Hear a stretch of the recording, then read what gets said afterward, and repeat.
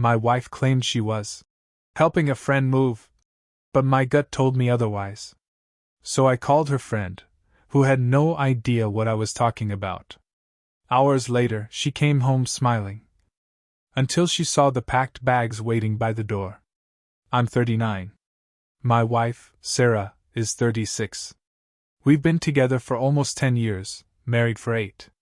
We live in Houston, Texas, in a decent 2-bedroom house in a quiet neighborhood. No kids, just the two of us. We both work full-time, me in HVAC, her in real estate. Things were fine, or at least I thought they were. Sarah's been distant for a while. Maybe 4 or 5 months. Little things. She started staying out later than usual, always had a new client, or showing. She used to text me during the day just to check in, ask how I was, stuff like that. That stopped. We used to have dinner together, now she either wasn't home or said she already ate. I chalked it up to work stress. She still said she loved me. Still acted normal in other ways. But I could feel something was off. You know that gut feeling? That cold, quiet voice in your head telling you something isn't right? That voice had been growing louder, day by day. Last Saturday, she told me she was helping her friend Lisa move. Said it might take all day because Lisa had a lot of stuff and no one else to help. I didn't question it at first. Lisa's a real person, I've met her a few times, and she'd been talking about moving for a while. It made sense on paper. Still, something in my stomach twisted when she said it. It wasn't even the words, it was the way she said it. Too casual. Like she rehearsed it. She didn't ask if I wanted to help. Didn't even mention the address. She left early, said she'd be back late. Gave me a quick kiss, grabbed her purse, and left. I watched her drive off and just sat there, feeling weird. I tried to distract myself, watched TV, did some yard work, cleaned out the garage, but that feeling kept growing. Around noon I gave in. I called Lisa. She picked up on the third ring, sounded cheerful. I made small talk at first. Asked how the move was going. She went quiet for a second, then said, "Move? What move?" My heart stopped. I said, "Sarah told me she was helping you move today." Lisa laughed. Not a mean laugh, just confused. "I'm not moving," she said. "I haven't even found a new place yet. I haven't seen Sarah in, like, a month." I managed to thank her and hung up. My hands were shaking. I sat on the couch and stared at the floor for what felt like an hour. It was like everything inside me just collapsed. I didn't want to scream. I didn't want to cry. I just felt numb. I thought about calling her, demanding answers, but I didn't. I needed proof. I needed to see how far she'd take the lie. So I waited. She didn't text me all day. Not even a, "Hey, everything's going fine." Nothing. Around 9:10 p.m., I heard her car in the driveway. I stood up and waited in the living room. She walked in, smiling like nothing had happened, keys jingling in her hand. Then she saw the suitcase. I had packed her things. Not all of them, just enough for a few days. Her clothes, toiletries, some of her work stuff. I didn't even say anything. Just looked at her. The smile dropped instantly. She froze in place. "What's this?" she asked. I said, "How was helping Lisa move?" She blinked. Exhausting. We were at it all day." I nodded. "Funny. I talked to Lisa today." Her face turned pale. She opened her mouth, then closed it again. I could see her mind scrambling, trying to think of something, anything. Then she sat down. She didn't cry. She didn't scream. She just sat there and stared at the floor. After a long pause, she finally said, "I'm sorry." That's it. That's how she opened it. I asked her who it was. She didn't say his name. Just said she met someone a few months ago, that it started as a friendship, that things got out of hand. She swore it was over. Swore it didn't mean anything. Swore she still loved me. I didn't scream. I didn't throw anything. I just listened. She said it only happened a few times. Then she said it had been going on for over a month. Then she admitted it started around 5 months ago, right when she started acting distant. She said she didn't tell me because she didn't want to hurt me. That she felt stuck. That she didn't know what she wanted. That she loved me, but didn't feel alive anymore. That this guy made her feel seen. I asked her if she was still seeing him. She didn't answer. I told her she needed to leave. She tried to argue. Said we should talk about it. I told her I couldn't even look at her right now. She grabbed the suitcase and left without another word. She's staying with her sister now. I haven't heard from her since the day after. She sent me a text saying she's sorry, that she understands if I never forgive her, that she hopes someday we can talk. That was 4 days ago. I'm sleeping on the couch, even though the bed's empty. Can't bring myself to be in that room alone yet. Every corner of this house feels heavy now. Like all the air got sucked out. I don't know what to do next. Part of me wants to burn everything and walk away. Part of me still loves her. That's the worst part. Anyway, that's where I'm at. I don't know how this ends yet. I don't know if I want it to end or if I just want the pain to stop. The morning after she left, I woke up at 5 a.m. I didn't even need an alarm. My body just jolted awake, like it knew I couldn't afford sleep anymore. I sat on the edge of the couch, staring at the wall, waiting for the sun to rise. It was quiet. Too quiet. I checked my phone. No messages. No missed calls. I thought maybe she'd say something, anything, but there was nothing. Just that one text from the day before, like she was signing off. I went to work like nothing happened. My coworkers noticed I was off. I brushed it off, said I didn't sleep well. That wasn't a lie. What was I supposed to say? Hey, my wife lied about helping her friend move so she could cheat on me. That night, I sat down at my laptop and started digging. I didn't want to, but I couldn't stop myself. Curiosity mixed with anger is a dangerous mix. I remembered she once used our iCloud account to sync her location. I checked. It was still on. My stomach flipped. The address she had been at the day she claimed to be with Lisa? Not anywhere near Lisa's neighborhood. It was in Midtown. An apartment complex I didn't recognize. I clicked on the address, looked it up, and found out it was some upscale apartment building. The kind where one-bedroom units cost more than our mortgage. I didn't know what I was looking for, but I couldn't let it go. I had to know. So I drove there. I parked across the street and waited in my truck. I didn't know what I was going to do. I wasn't going to go up there or anything, I just needed to see. Needed something real. About an hour later, I saw her. She walked out of the building wearing a hoodie I didn't recognize. Her hair was pulled back, and she looked like she hadn't slept. She was walking next to a man. Tall. Clean-shaven. Expensive-looking coat. They weren't holding hands, but they were walking close. Too close. They got into a black Lexus. She was laughing at something he said. I sat there, gripping the steering wheel so hard my knuckles turned white. She told me it was over. She told me she didn't know what she wanted. Now here she was, looking like she'd never left. I drove home. Didn't say a word to her. Didn't even text. Just sat with it. The lie. The betrayal. The smile on her face when she thought I'd never know. The next day, she called. Hey, can we talk? I wanted to scream. Instead, I said, sure. She came over that evening. Looked nervous. Brought coffee. Like that would fix anything. She sat on the edge of the couch, same as I had the night it happened. She asked how I was. I didn't answer. She said she was sorry, again. That she was confused. That she didn't plan for things to go this way. Then she said it. I think I'm in love with him. Just like that. No warning. No slow build-up. Just a knife in the ribs. I didn't say anything. What was there to say? She said she didn't mean to fall for him. That it started as Comfort. That he listened to her. That he understood her. That I was too distant. Too distant? I was the one at home. I was the one texting her every day while she ghosted me.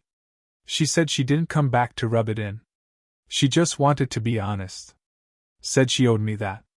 Then she dropped another bomb. I think I'm pregnant. The room spun. I looked at her, waiting for her to laugh.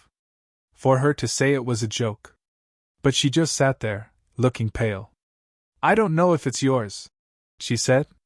And that's when something inside me cracked. All the late nights. All the lies. All the gut feelings I ignored. All the effort I put in. All of it for what? To sit here and be told that she was pregnant and didn't even know whose it was? She said she was going to get a test. Said she hadn't told him yet. Said she didn't know what she wanted to do. I told her to leave. I told her I couldn't do this. She walked out, quietly, like she knew there was no argument left to make. Now I'm sitting here again, in the same quiet house, the suitcase still by the door. I haven't moved it. It feels like the only solid thing in my life right now. I haven't told anyone yet. Not my parents. Not my friends. Not even my older brother, and we talk every week. I don't want to talk to anyone until I know what the hell I'm doing. All I know is, everything's changed now. And I don't know if I can forgive her. I don't even know if I want to try. 2 days later, I got a knock on the door around 6 p.m. I wasn't expecting anyone. I'd been avoiding people, neighbors, friends, even my own family. I wasn't ready to explain anything. It wasn't Sarah. It was the guy. The same tall man from the apartment. The one I saw her leave with. He stood there in jeans and a navy button-up, looking way too calm for someone who just walked into the life he helped ruin. I didn't recognize him, but he looked like he belonged in some boardroom, not my front porch. I'm Mark, he said, like that was supposed to mean something. Can we talk? At first, I didn't say a word. Just stared at him. My fists clenched. My jaw locked. I know this is crazy, he added, but I thought you deserved to hear things from me too. I should have slammed the door. I should have told him to go to hell. But my curiosity got the better of me. That, and I was exhausted from pretending I didn't want answers. So I let him in. We sat in the living room. He didn't touch anything. Just sat straight, like he was in a job interview. He didn't waste time. She told me you two were separated. I blinked. We weren't. She said you'd been sleeping in different rooms for months. Said the marriage was dead. That hit me like a freight train. I shook my head. We were sharing a bed a week before this. He nodded slowly, like something had just clicked. Then he said, I didn't know. I wouldn't have, if I'd known, I swear. I didn't believe him at first. But the way he looked, like someone had just knocked the wind out of him, something about it felt real. Then came the twist. She told me about the baby. I stared at him. She said it's mine? But she also told me she wasn't sure. I didn't say a word. She asked me to help raise it with her. Said she was done with you. That you were toxic. That word made my blood boil. Toxic. That was the card she pulled? She said you were cold? Controlling. That she wasn't allowed to live her own life. I couldn't believe it. She wasn't just cheating, she was rewriting the entire relationship to make herself the victim. Mark kept talking. But the more I listened, the more it didn't add up.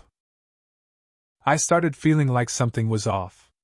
She told me you kicked her out after she confessed, but now I'm wondering if she ever really planned to tell you.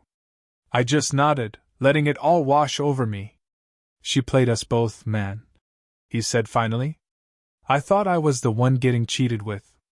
Turns out, I might have been just another name on a list. That's when it got worse. He reached into his coat pocket and pulled out his phone. Opened a file. Showed me screenshots. Messages from Sarah. Some were tame. Others, not so much. But one stood out. You're not the only one I've been seeing, but you're the only one that feels real. Dated 3 weeks before she told me she was helping Lisa move. My hands went numb. My face burned. So it wasn't just one guy. It wasn't just Mark. She had more. Mark sat back, shaking his head. I walked away last night. Told her I needed time. Then I started digging. Found you on Facebook. Put it together. I'm sorry.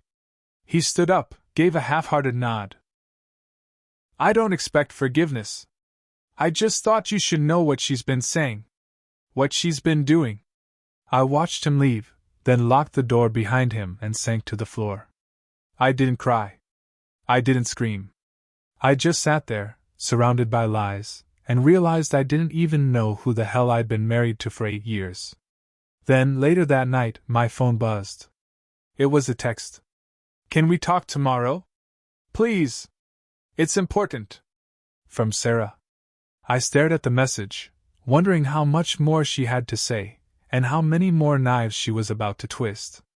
I agreed to meet her the next day. We met at a small coffee shop in Montrose. It was halfway between her sister's place and mine. Neutral ground, I guess. I got there early, sat at a table near the back, facing the door.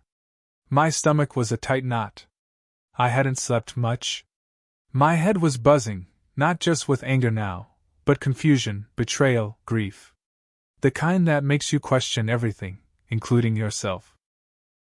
She walked in exactly on time. She looked like she hadn't slept either. Dark circles under her eyes. Her makeup was light, her expression tense. She sat down. No hug. No greeting. Just a whispered, "Hey." I didn't respond. We sat in silence for a few seconds before she spoke again. "I'm sorry," she said. "I know I keep saying it, but I mean it."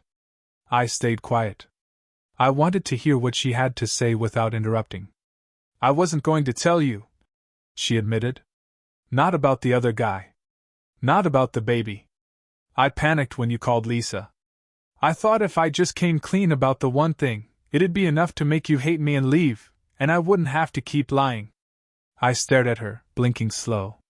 "You were already lying," I said. "You had other guys. Mark showed me the texts." Her face dropped like a rock. She looked down. "He told you?" I nodded. "He came to my house. Said you told him we were separated. Said you told him I was abusive." Her jaw tightened. "I didn't say abusive." "But you said toxic, right?" I shot back. "You made me into the villain so you could feel better about what you were doing." The cafe was quiet except for the low hum of conversation from other tables. But in that moment, it felt like all eyes were on us. She didn't respond right away. Then she finally whispered. I didn't know how else to make sense of what I was doing. "You don't make sense of cheating by telling people lies," I said louder than I meant to. A couple nearby turned to look. "I know," she said quickly. "I know, okay?" There was a pause. And then the bomb dropped. "I was never sure I wanted this life," she said, tears starting to build. "Not the house. Not the routine. Not the you." That one landed hard. "Then why marry me?" I said, my voice breaking. "Because I thought I was supposed to," she cried. "Because everyone else was getting married, and you were good to me, and it felt safe. But over the years, it felt like I was disappearing." I sat back, stunned. "So I was, what? A placeholder?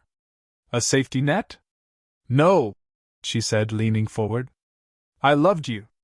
I still do. But I loved other people too, and I didn't know how to handle that." We sat there in the thickest silence yet. She was crying now, quietly, like she didn't want anyone to see. "You said you're pregnant," I said. "Is that even true?" She nodded, eyes red. "I took another test yesterday. It's real. Are you keeping it?" "I don't know," she whispered. "I don't know anything right now." I stood up. I couldn't sit there anymore.